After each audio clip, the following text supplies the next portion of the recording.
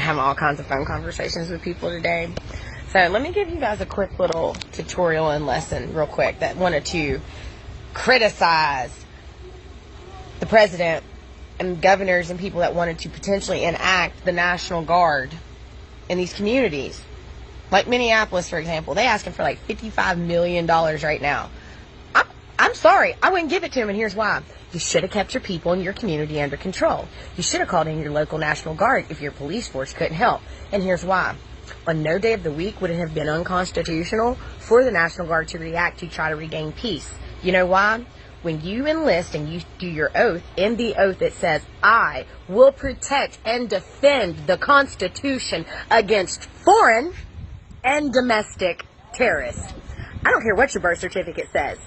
If you're in the U.S. and you are acting like you ain't got no God-given fucking common sense, and you're putting other United States citizens at risk, guess what you no longer are? You are no longer a citizen. You are a local, domestic terror. So, with that being said, the president enacted it. It's not illegal.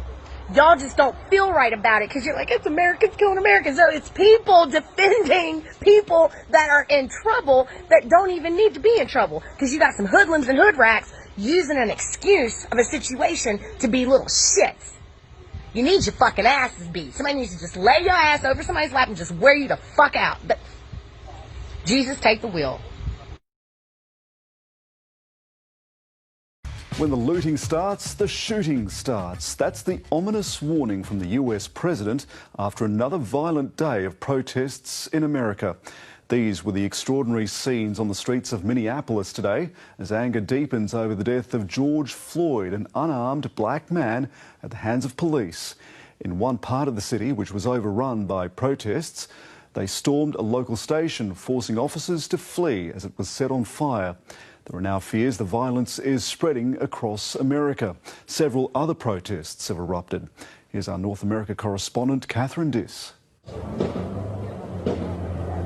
For the third day in a row, Minneapolis is burning, a message of protest in words and flames.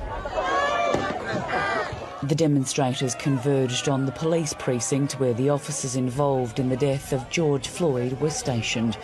Soon it too was alight, and the police were forced to flee their own stronghold.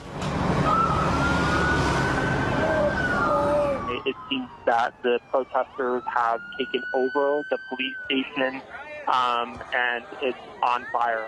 National Guard troops have been called in by the state governor, with local police struggling to cope with the scale of the unrest. There had been peaceful protests earlier in the day.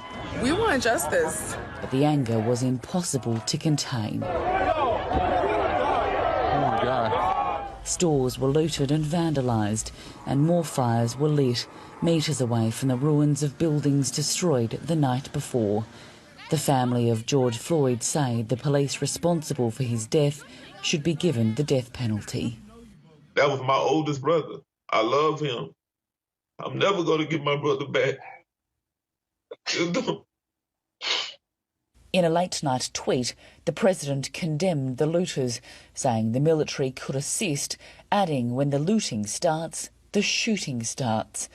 Soon after, Twitter flagged that comment as glorifying violence and hid the tweet behind a warning. The US Department of Justice says its investigation is a top priority, and it's assigned experienced prosecutors to the case. The US President Donald Trump has described George Floyd's death as